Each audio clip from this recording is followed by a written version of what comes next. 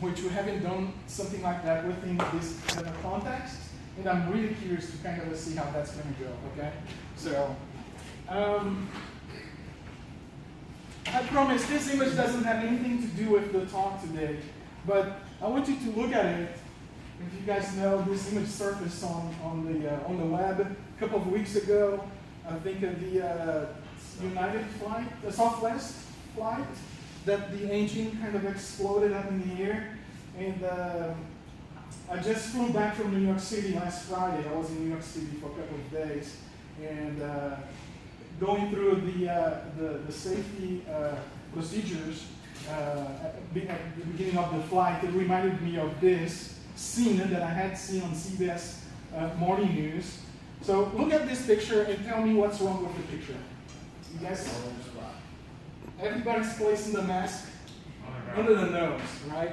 So that is something really, everybody mostly on the picture did that. Something really kind of strange there. But again, I was paying close attention to the flight attendants. They do tell you to place the mask over the nose and mouth. Okay, so, all right, design thinking. We can go many ways here with design thinking, but again, for the group, for the audience here, maybe kind of give you guys a perspective that has to do with business and enterprises. Okay, so. There are good things about getting to know design thinking, because design thinking can help you with your business, can help you with your enterprise. If you're selling product, if you're selling service, either way, design thinking as a methodology in general can help you, giving you some kind of insights into that.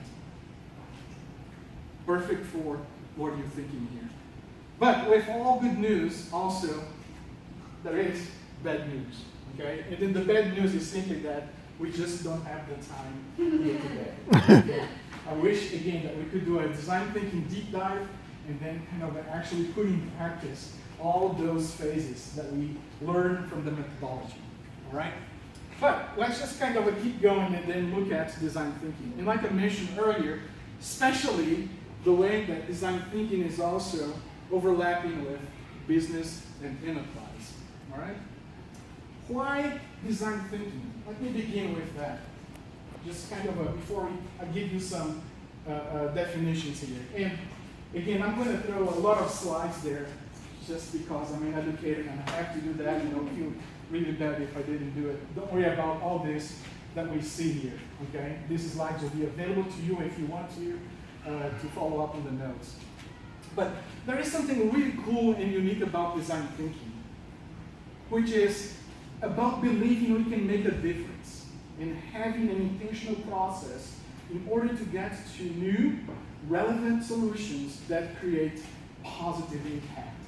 So design thinking, besides being a methodology, design thinking is also kind of a mindset. It's kind of how we think, especially for us designers, is like thinking design, thinking through a creative process to come up with a solution. And then again, being an intentional process is what makes the difference here. I got my undergrad in industrial design, a mix of art and engineering, and I teach also photography, and sometimes I find myself a lot more like thinking like an artist, with free thinking and then creating, and sometimes I feel myself kind of also like an engineer, with a little bit more of a structured type of thinking. Design thinking could kind of be the one that sits in between these two perspectives, these two areas. So I want you to, maybe a few words from today, as we leave here, to think about design thinking as a process, okay? Or design as a process, just to simplify it. And design as a method, okay? Again, a methodology that is given to you, that is given to us.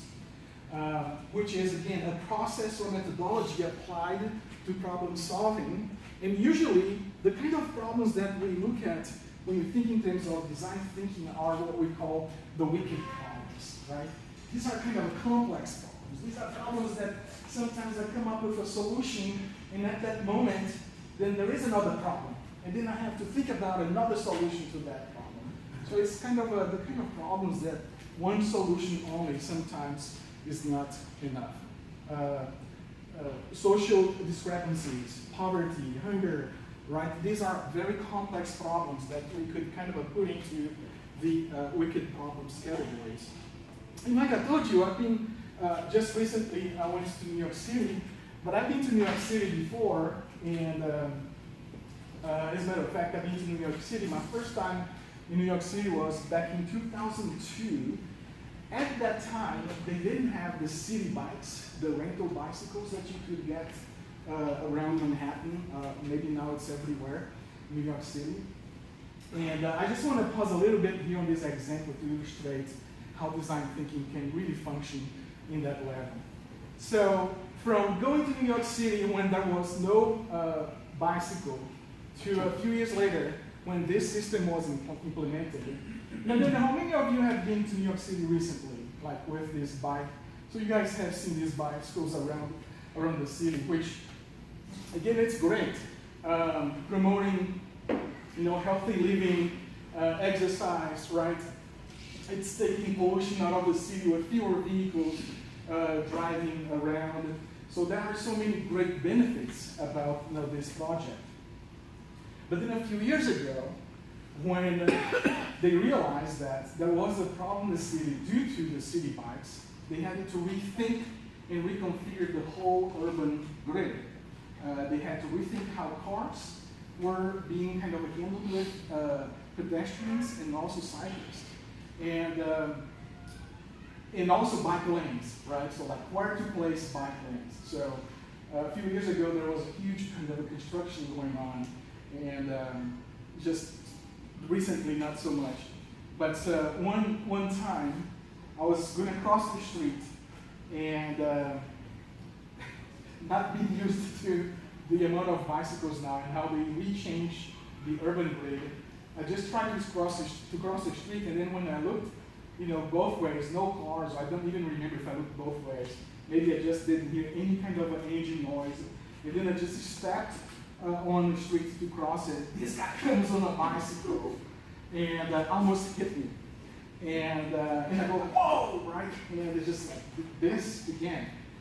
The way they divided it, I don't have a board here that I can draw. But if you guys think about this, you move the cars off the curb towards the center of the street, and then you build the bike lanes next to the curb, which makes total sense.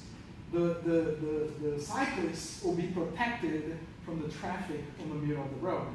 But then, as a pedestrian, then you have to learn how to negotiate with that. So again, it's reshifting, right, or shifting the culture there. Everybody now having to rethink how, to get about. And also, planning trips and all that stuff. So it's really a phenomenal situation here that city planners can use design thinking to solve a lot of those situations. Mike, how are we doing on time? Just timing myself here. I don't know what time is it. Another 10 minutes? 27. Okay, so another 10 minutes. All right, I'll go really fast now, okay? All right, so what is design thinking? This is kind of a cool definition that maybe we can think about it a little bit more. Design thinking is a creative process applied to problem solving. This is the best part of the definition, no matter what the problem is. Okay, so this is not me telling you that. This is coming from